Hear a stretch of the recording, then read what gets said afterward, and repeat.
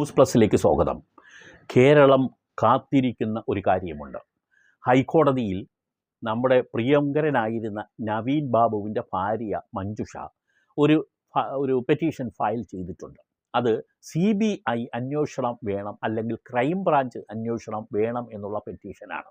ഇതിൽ CBI അന്വേഷണം തന്നെ ഹൈക്കോടതി പ്രഖ്യാപിക്കണമെന്ന് ആഗ്രഹിക്കുന്നവരാണ് കേരളത്തിൽ നന്മയുള്ള മനുഷ്യരുടെ എല്ലാം പ്രാർത്ഥന. കാരണം അത്രത്തോളം നവീൻ ബാബുവിൻ്റെ മരണം കേരള ജനതയെ സങ്കടത്തിലാക്കിയിട്ടുണ്ട്. അതിൽ രാഷ്ട്രീയമോ മതമോ ഒന്നും ഒരു അടിസ്ഥാനമായില്ല.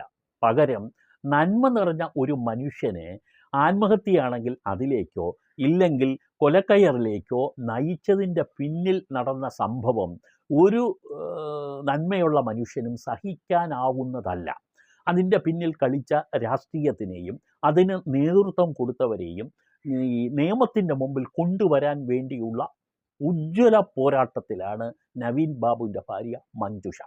ഈ ചാനൽ അവർക്ക് ആദ്യം ഒരു ബിഗ് സല്യൂട്ട് നൽകുന്നു. കാരണം സാധാരണ നിലയിൽ ഭർത്താവ് മരണപ്പെട്ട് കഴിഞ്ഞാൽ സങ്കടത്തിലും വിഷമത്തിലും ഒക്കെ സഹിക്കൽ എന്ന അവസ്ഥയിലേക്ക് പോകുന്ന ആളുകളാണ് നമ്മുടെ നാട്ടിൽ കൂടുതലും, പെണ്ണുങ്ങൾ പ്രത്യേകിച്ച്. അവർക്ക് അതിനുള്ള ശക്തിയും ത്രാണിയും മനസ്സാന്നിധ്യവും ഉണ്ടാകാറില്ല. പക്ഷേ ഇപ്പോൾ മഞ്ജുഷ എന്ന് പറയുന്ന മരണപ്പെട്ട നവീൻ ബാബുവിൻ്റെ ഭാര്യ തൻ്റെ പ്രിയപ്പെട്ട ഭർത്താവിനെ ഈ അവസ്ഥയിൽ എത്തിച്ചത്, മരണത്തിലേക്ക് നയിച്ചത് ആരാണോ അവർ നിയമത്തിൻ്റെ മുമ്പിൽ കൊണ്ടുവന്ന് അവർക്ക് തക്ക ശിക്ഷ കൊടുക്കണം എന്ന അടിയുറച്ച ധീരമായ തീരുമാനത്തിലാണ്. അതിൻ്റെ ഒരു പശ്ചാത്തലത്തിലാണ് അവർ ഹൈക്കോടതിയെ സമീപിക്കുകയും ചെയ്തിരിക്കുന്നത്.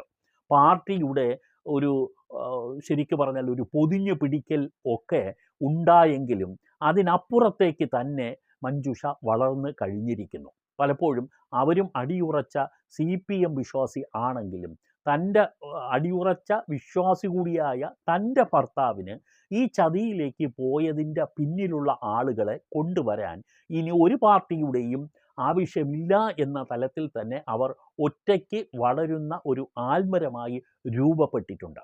പത്തനംതിട്ടയിലെ CPMക്കാർ ഇതുവരെ ഈ മഞ്ജുഷയോട് കുടുംബത്തിനോടും ഈ മരണത്തിന് ശേഷം കൂട്ട് നിന്നെങ്കിലും അത് ഈ സംസ്ഥാന നേതൃത്വത്തിൻ്റെ ചില നിലപാടുകൾ കാരണം അവരും അവരുടെ നിലപാടുകളിൽ ഈ ചിലപ്പോൾ മായം കലർത്തുന്നതിന് അല്ലെങ്കിൽ വിട്ടുവീഴ്ച ചെയ്യുന്നതിന് അവരും നിർബന്ധിതരായി എന്നുള്ളതാണ് വാസ്തവം. കണ്ണൂർ ജില്ലാ ഘടകം ശക്തമായി ഈ നമുക്കറിയാം ഇതിൻ്റെ ഈ മരണത്തിലേക്ക് നയിച്ച കക്ഷിയുടെ കൂടെ ആയിരുന്നെങ്കിലും പത്തനംതിട്ട കമ്മിറ്റി ശക്തമായി തന്നെ ഈ നവീൻ ബാബുവിൻ്റെ കുടുംബത്തിനോടൊപ്പം തന്നെ നിന്നു. അവർ ഈ കാര്യത്തിലേക്ക് നയിച്ച വ്യക്തിയെ തള്ളിപ്പറയുകയും ചെയ്തു. ആദ്യം മുതൽ അവസാനം വരെയും അവർ ആ കുടുംബത്തിനോടൊപ്പം ആ ശവസംസ്കാര വേളയിലും തുടർന്നും നിന്നു. പക്ഷേ ഇപ്പോൾ അവരൊക്കെ പതുക്കെ മാറി തുടങ്ങിയിരിക്കുന്നു. കാരണം സംസ്ഥാന നേതൃത്വം എതിരാണ് എന്ന് കണ്ടതോടുകൂടിയാണ് അത് വന്നിരിക്കുന്നത്. പക്ഷെ വരുന്ന വാർത്തകളെല്ലാം നമ്മൾ ചികഞ്ഞു നോക്കുകയാണെങ്കിൽ യഥാർത്ഥത്തിൽ ഇപ്പോഴും സംസ്ഥാന സർക്കാർ ഈ കുടുംബത്തിനോടൊപ്പമാണെന്ന് പറയുമ്പോഴും ഈ മരണത്തിലേക്ക് നയിച്ച വ്യക്തികളെ സംരക്ഷിക്കുന്നില്ലേ എന്ന സംശയം കേരള ജനതകൾക്കിടയിൽ ഉണ്ട്. അതിന് വ്യക്തമായ കാരണവുമുണ്ട്. കാരണം നിങ്ങൾ നോക്കുക, ഇതുവരെ ആയിട്ട് നവീൻ ബാബുവിൻ്റെ മൊബൈൽ പോലും പരിശോധിച്ചിട്ടില്ല. നവീൻ ബാബുവിൻ്റെ മരണത്തിലേക്ക് നയിച്ചു എന്ന് പറയുന്ന വ്യക്തികളുടെ മൊബൈൽ ഫോൺ പരിശോധിച്ച് ആർക്കൊക്കെയാണ് ഈ സംഭാഷണങ്ങൾ അങ്ങോട്ടും ഇങ്ങോട്ടും പോയിട്ടുള്ളതെന്നും എന്തൊക്കെയാണ് പറഞ്ഞിട്ടുള്ളത് എന്നും പരിശോധിച്ചിട്ടില്ല എന്നുള്ളതാണ്. ജില്ലാ കളക്ടറുടെ അന്ന് അറിയാമല്ലോ നിങ്ങൾക്ക്, അരുൺ കെ വിജയൻ എന്ന് പറയുന്ന ജില്ലാ കളക്ടർക്കും ഇതിനകത്ത് വലിയൊരു റോൾ ഉണ്ട്. അദ്ദേഹത്തിൻ്റെ ചില കാര്യങ്ങളും വീഴ്ചകളും ഈ നവീൻ ബാബുവിൻ്റെ മരണത്തിലേക്ക് നയിച്ചു എന്നുള്ളതും മൊഴിമാറ്റി പറയുന്നതുൾപ്പെടെ ജില്ലാ കളക്ടറും പ്രതികളെ സംരക്ഷിക്കുന്ന നിലപാടിലേക്ക് വന്നു എന്നുള്ളതുമൊക്കെ പരിശോധിക്കപ്പെടേണ്ടതാണെങ്കിലും ആ നിലയിൽ വന്നിട്ടേ ഇല്ല. നേരത്തെ കണ്ണൂർ സ്റ്റേഷൻ ഹൗസ് ഓഫീസർ ആണ് ഈ അന്വേഷണത്തിന് ചുക്കാൻ പിടിച്ചത്. ഒടുവിൽ എത്രയോ കഴിഞ്ഞിട്ടാണ് അത് ഒരു സ്പെഷ്യൽ ടീമിനെ ഇതിനു വേണ്ടി നിയോഗിച്ചു എന്നുള്ളതാണ്. ഈ SHO തന്നെ മൊബൈൽ പരിശോധിച്ചിട്ടില്ല. അന്ന് പരിശോധിക്കേണ്ട പല കാര്യങ്ങളും അദ്ദേഹം ചെയ്തിട്ടില്ല. ഈ കസ്റ്റഡിയിൽ ആ മൊബൈൽ ഫോൺ സൂക്ഷിക്കുകയാണ് ചെയ്തത്. അതിൻ്റെ ഫോറൻസിക് പരിശോധന പോലും നടത്തിയിട്ടില്ല. കേസ് ഡയറി പോലും കൃത്യമായിട്ടില്ല എന്നുള്ള കണ്ടെത്തൽ വന്നതിനെ തുടർന്നാണ് ഹൈക്കോർട്ട് കേസ് ഡയറി ഹാജരാക്കാനുള്ള നിർദ്ദേശം കൊടുത്തിരിക്കുന്നത്. തുടർന്നാണ് പോലീസിൻ്റെ സ്പെഷ്യൽ ഇൻവെസ്റ്റിഗേഷൻ ടീം ഒന്ന് ഉണർന്ന് എണീറ്റത്. ഇപ്പോൾ നെട്ടോട്ടം ഓടിക്കൊണ്ടിരിക്കുന്നു. പല തെളിവുകളും കണ്ടെത്തി കോടതിയുടെ മുമ്പിൽ കൊണ്ടുവന്ന് കുറ്റപത്രം സമർപ്പിക്കുന്നതിന് വേണ്ടിയുള്ളതാണ്. ഒക്ടോബർ 15-നാണ് മരണം സംഭവിച്ചത്. ഇത്രയും നാൾ കഴിഞ്ഞിട്ടും ഈ കേരളം മുഴുവൻ ശ്രദ്ധിച്ച ഒരു മരണത്തിൻ്റെ യഥാർത്ഥ സംഭവം പോലീസ് വെളിയിൽ വിടുന്നില്ല. എവിടെയൊക്കെയാണ് അന്ന് രാത്രി 6 മണിക്ക് ഈ ക്വാർട്ടേഴ്സിൽ എത്തിയ സ്വന്തം ക്വാർട്ടേഴ്സിൽ എത്തിയ നവീൻ ബാബു തുടർന്ന് ആരുടെ ഓട്ടോറിക്ഷയിലാണ് പോയത്? ഓട്ടോറിക്ഷയിൽ പോകുമ്പോൾ എന്തിനാണ് ആ അമ്പലത്തിൽ ഇടയ്ക്ക് ഒരു സുഹൃത്ത് വിളിച്ചു എന്ന് പറഞ്ഞ് ഇറങ്ങിയത്? പിന്നീട് അദ്ദേഹം എന്ത് ചെയ്തു? അദ്ദേഹം എങ്ങോട്ടാണ് പോയത്? ഇതെല്ലാം CCTV ദൃശ്യങ്ങളിൽ നിന്നും ശേഖരിക്കാൻ പോലീസിന് മിനിറ്റുകൾക്കുള്ളിൽ കഴിയും. പോലീസ് അതൊന്നും ചെയ്തിട്ടില്ല.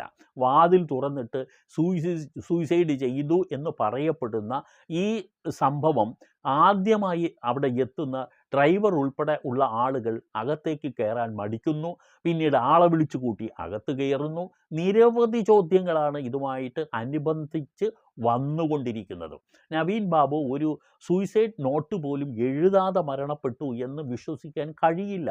അദ്ദേഹം ഒരു സുപ്രധാനപ്പെട്ട ഒരു തസ്തികയിൽ ഇരുന്ന ആൾ, ജില്ലാ കളക്ടറുടെ തൊട്ട് താഴെ ഇരിക്കുന്ന ഒരു പ്രധാനപ്പെട്ട വ്യക്തിയാണ് ADM എന്ന് പറയുന്നത്.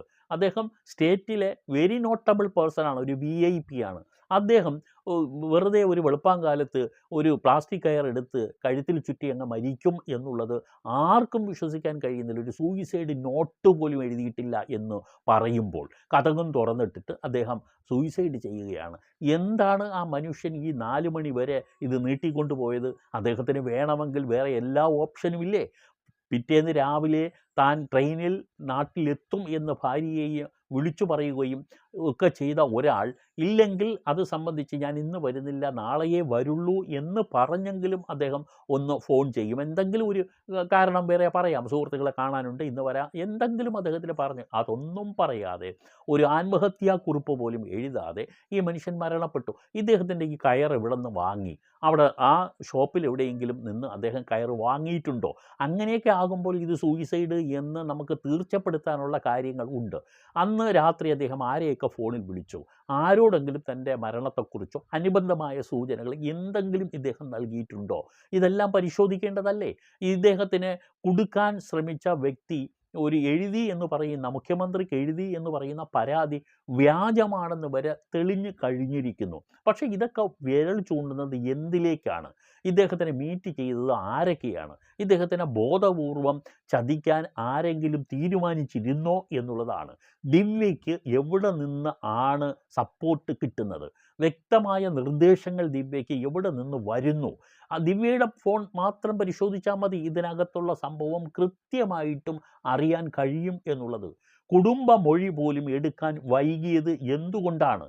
ഈ കൈക്കൂലി ആക്ഷേപിച്ച പ്രശാന്തിൻ്റെ ഫോൺ പരിശോധിച്ചിട്ടുണ്ടോ? ഇതൊന്നും ചെയ്തിട്ടില്ല.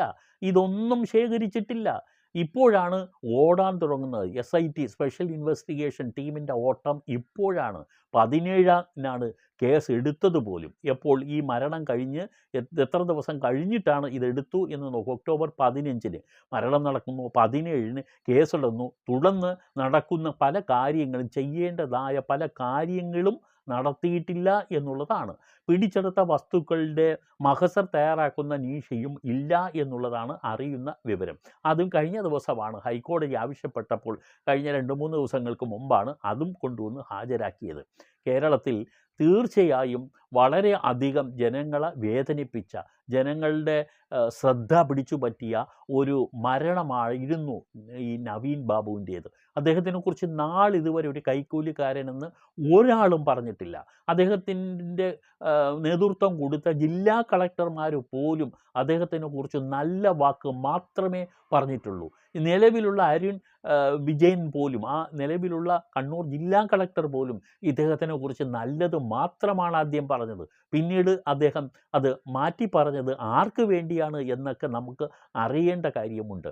ഇത് വ്യക്തമായും ബോധ്യപ്പെടണമെങ്കിൽ CBI തന്നെ വരണം എന്നുള്ളതാണ് കേരളത്തിൻ്റെ ജനത മുഴുവൻ ആഗ്രഹിക്കുന്നത്. പക്ഷേ അതിന് ചില ആളുകൾ അതിനെ മറികടക്കാൻ ശ്രമിക്കുന്നത് ചില രാഷ്ട്രീയ നേതൃത്വം തന്നെയാണ്. അത് എന്തിനാണെന്ന് മനസ്സിലാവുന്നില്ല. അവർ ഈ മഞ്ജുഷയുടെ കുടുംബത്തിനോടൊപ്പമാണെന്ന് പറയുകയും അതേസമയം ഈ മഞ്ജുഷയുടെ ഭർത്താവായ നവീൻ ബാബുവിൻ്റെ മരണത്തിലേക്ക് നയിച്ച ചില ആളുകളുണ്ട്. അവർക്ക് വേണ്ടി കൊട പിടിക്കുകയും ചെയ്യുന്നത് എന്തിനാണെന്ന് മനസ്സിലാകുന്നില്ല. ഒരേ സമയം ഇരട്ടത്താപ്പ്. പലപ്പോഴും അത് കൂടുതൽ മറ്റ് ആളുകൾ പറഞ്ഞു കഴിഞ്ഞതുകൊണ്ട് അത് വിവരിക്കുന്നില്ല. എന്തായാലും കേരളം കാത്തിരിക്കുന്നു CBIയുടെ വരവിന് വേണ്ടി. അത് ഹൈക്കോടതി പ്രഖ്യാപിക്കുമോ എന്നുള്ളതാണ് കണ്ടറിയാൻ ഉള്ളത്. കേരളത്തിലെ ഉദ്യോഗസ്ഥ വൃന്ദം മുഴുവൻ നല്ലൊരു പക്ഷവും തീവ്രവാദ നിലപാടുകളില്ലാത്ത പക്ഷം മുഴുവൻ നവീൻ ബാബുവിന് വേണ്ടി നിലകൊള്ളുന്നവരാണ്. രാഷ്ട്രീയ മത ജാതി ഭിന്നതകളൊന്നുമില്ലാതെ ജനങ്ങൾ നവീൻ ബാബുവിൻ്റെ മരണത്തിൽ ദുഃഖിച്ചവരാണ്. ആ ജനത കാത്തിരിക്കുന്നത് CBIയുടെ വരവിനാണ്. അത് ഹൈക്കോടതി പ്രഖ്യാപിക്കുമോ എന്നുള്ളതാണ് നമ്മൾ കാത്തിരിക്കുന്നത്.